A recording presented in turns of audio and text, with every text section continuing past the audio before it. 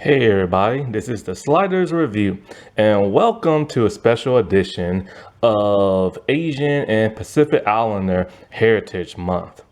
And I'm here today to talk to you about Digimon Tamers Battle of Adventurers. So, Digimon Tamers was the third season of Digimon, and it kind of took the fans by storm. They really didn't know what to expect from it, thinking it was going to be a continuation of season one and two, and then, of course, flipping everything upside on his head to where we find out '01 and '02 never really existed, and it was just a TV series in the '03 universe dealing with the multiverse and everything. Some people call this the greatest Digimon season ever because of how dark it is, and that's really the only explanation as to why they say that. For me, I like it. I just don't love it. There's a lot of conflicting nature I have with this series and a lot of confusion and stuff. But one day I will talk about all that in the future. But this is, the season 3 movie. Now, it came out in Japan in 2001 and it came out in America on Jetix in 2005. And when you watch this movie, you'll notice it has Digimon Frontier music. The intro, and also when they digivolve, it plays their theme music instead of the '03 music. The reason for this is because Saban sold all his rights to that of Disney, and they were not allowed to use it. So they had to think of something, and they figured, all right, let's just use '04 music and stuff. I love the theme song to that of Digimon Frontier, but I'm tired of hearing it for like other Digimon movies and stuff. It just feels off. And plus, I love the remix of the '01 music for '03. It just sounds so great with that electrical guitar and bam, damn, damn, damn. Like, I just love it. So it really did take away from that. But in a way, besides having conflicting thoughts on season 3, I love this movie. It's actually really good, but it is confusing because of one part. But other than that, I really enjoy it. Now, where does it take place exactly? Well, it takes place before the kids go off into the digital world. They, I clear my throat. Sorry about that. They have their champion and ultimate versions and stuff, but they haven't entered the digital world yet. Where and then the whole Jerry and Leomon and the other kids join them and all that other stuff. So yeah, it's around that time before they go to that part of like the series. But does this really truly feel fit in with the canon? I don't know, man. It's weird how they insert stuff in here and expect you to think it's 100% canon. Because it's kind of like, when do they like tear off from this and have their own adventure and a new villain and all this other stuff? But hey, it is what it is, you know what I'm saying? That's just how like these anime movies are and stuff. I never understood that. But whatever. So, this movie is confusing because of two legendary Digimon from that of '01, that being Omnimon and Apoclymon. And Apoclymon was destroyed and everything at the very end of '01. And Omnimon showed up in the movies and stuff.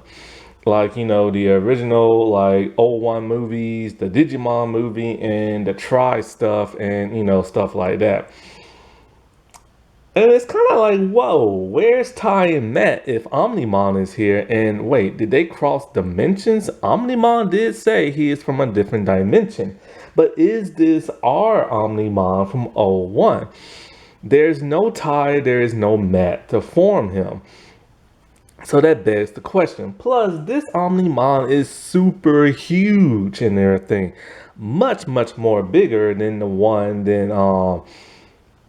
was in '01. However, the one in '01 body size did change frequently and stuff. And also what kept changing was the body size of Anjumon and Anjouwoman. Anjumon and Anjouwoman have always been normal adult human size and stuff, right? But so, maybe it's a tad bit bigger. But when we get to the like 0102 Revenge of Diaboromon movie, both of those Digimon are super huge, like three times as big as they normally are, to where a teenage TK and Kari are just looking like ants on them and stuff. So it's up to you if you want to consider this the Omnimon of like O1 and stuff. But the fact that Apocalypse is there don't make no sense. So most likely it's a completely different versions of them both from a different dimension, which happens a lot. Like, let's not forget, Omnimon was also in Digimon Frontier as kind of like a cameo type thing, I believe. So I believe it's just from another like dimension. So what does this movie is about? You probably wonder. Well, it's your cliche, oh, there's a virus Digimon and it infects normal Digimon and it's trying to conquer the world. It's the same trope that has happened about 4 times already. They need like a new thing. I'm getting tired of all these viruses infecting like Digimon and all this other crap. It's like, think of something completely different, man. And so, of course, we have like brand new Digimon and a brand new like human person. Now, in order to find this, you're gonna have to do some soul searching on the internet. Yeah, because this isn't available really no place else. And so we have Takado and we have Henry, and they are in Okinawa and everything. And they part ways. Henry's going to some type of underwater ruins type thing, while Takado is going to visit his cousin Kai and his grandfather. Kai is a very eccentric young little kid, very adventurous, outgoing. When they're on the boat going to his grandfather's home, which is a very traditional type home, Kai decides, I'm just gonna swim the rest of the way. I do it all the time. Like, he's very cool in an adventurous kind of way. Well, at some point in time while being there, of course, Guillemon is there and they have to hide him, and grandfather thinks that he's just a weird looking dog.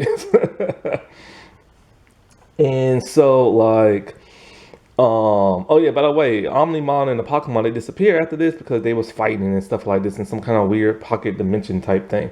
But anyway, so like, while they're doing that and everything, Rika is back home in Tokyo, and her and Renamon, they defeat a Digimon. Now remember, in Tamers, these Digimon love to fight. It's kind of like they're gladiators. They fight to see who is the strongest and become the strongest. So when they defeat and kill another Digimon, they take in their data and stuff. And I don't believe these Digimon turn into eggs and get reborn. Once you did, you did and everything.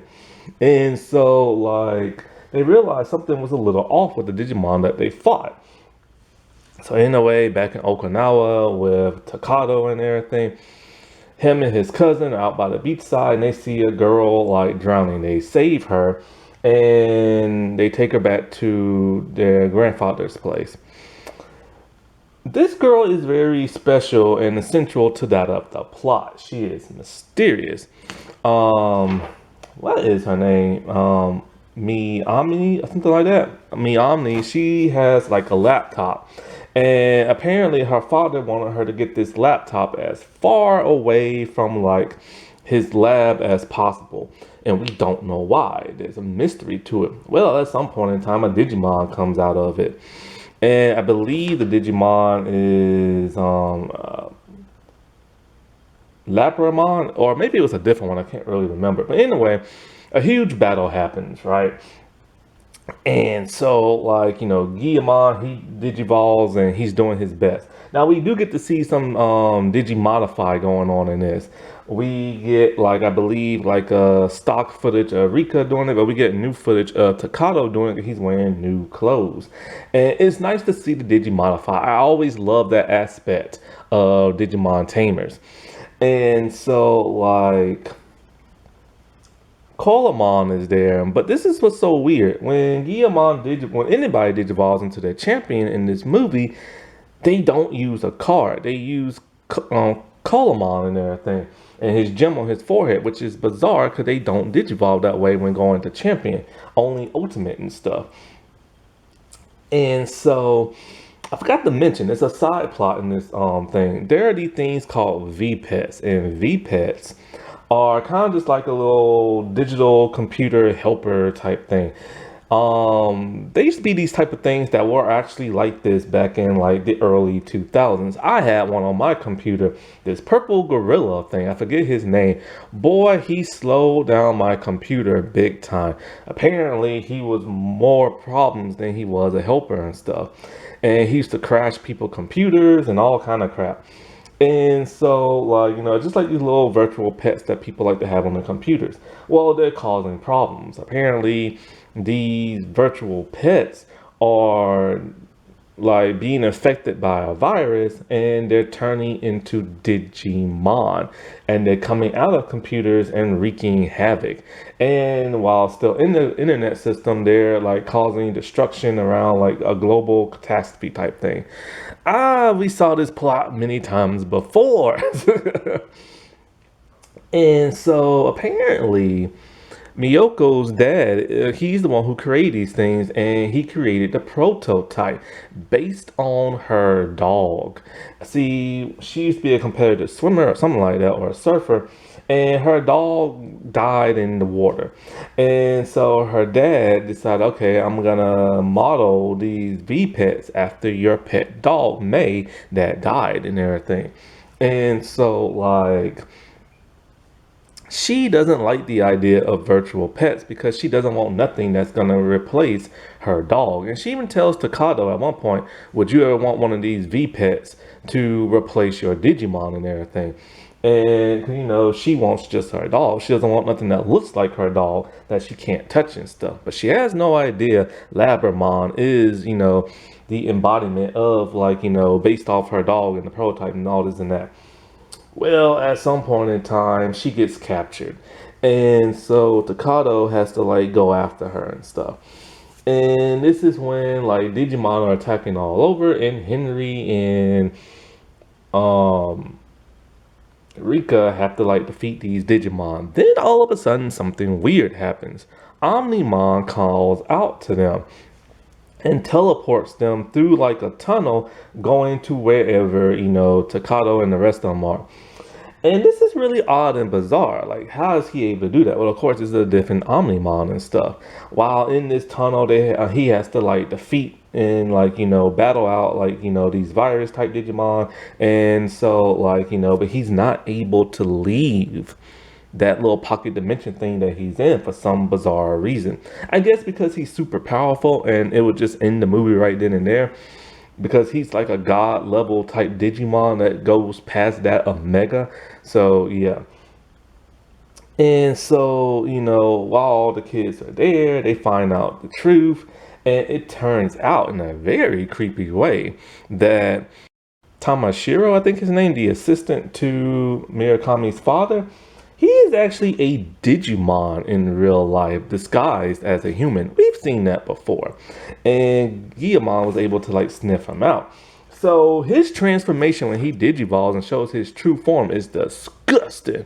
Like, it's this huge, gross-looking Digimon monster with a human head. That is some freaky mess. But then his human head digivolves into like a Digimon-looking head, so it's a little bit more pleasing on the eyes. But that was some scary mess.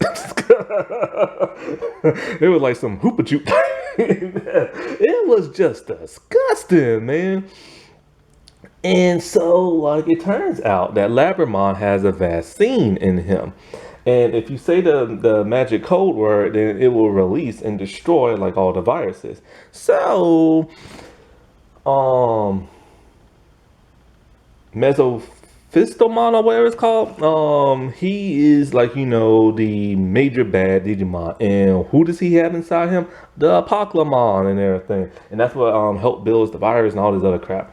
So anyways, he knocks the crap out of Labramon and digivolves him into, like, I guess his champion form or something like that. So now everybody's digivolving into their ultimate form, right? to try to like defeat this like terrible thing. Well, Mirakami, whatever her name is, she's having a heart to heart with her Digimon thing, and and it's a real touching scene. It's really like emotional and stuff, and she's talking about how like she didn't know that like her dad made like him for her and everything, how she misses her dog and all this other crap, and she says like I guess May's name, which is the code to release that of the vaccine. And you think you would pick a different code name because anybody could have just said that, but hey, whatever. So he dissolves into data or vaccine data. And it's really heartbreaking because she's upset. She has now lost her dog for the second time. Well, first her dog and her Digimon kind of dog, you know what I'm saying? And so it destroys all the viruses like around the world. Now, I forgot to mention the Mesophysomon, whatever his name is, knocked them into what he created his own version of the digital world underwater, which is really cool and neat. And so Takado's all like, whoa, wait, if the virus killed like the main bad guy, why is this world still here? Well, he digivolved and everything. And so they have to take him out. So when they're in their ultimate forms and everything, the way they still don't use their cards, but they still use the crystal on what's his name head. But the thing is, they took him out way too fast, and they took him out with a move they've never used before. Basically, they all glow in their own respective color, and they form like this fire phoenix looking thing, and they go straight through his gut, and he dissolves and dies. And then they're teleported back to the real world where they're happy laying in the water or floating in the water and chuckling, and the day is saved. And I'm just kind of like, that's it. No big, huge wham bam battle. It's just he was taken out way too quickly, and he's supposed to be this Uber type Digimon. But all in all, like I said before, this is like, a really good movie and stuff. And of course, it was followed up with another movie, I think it's called Locomotomon or something like that, or Locomon or something like that. That movie's okay. My only problem is, once again, it's something like a parasite type Digimon infecting people. But we get the rest of the cast. Because the thing about this movie is we don't see the supporting cast, which would have made sense to see them during this like arc in like the series. But we see them in the next movie when the series had ended and they have their Digimon back all of a sudden. I guess Takado found that tunnel, went back into the digital world, and got Guillamon back in the rest of the Digimon. It's never really explained, but hey, whatever. Happy Asian and Pacific Islander month, everybody. Alrighty, well, I'll talk to y'all later. Bye.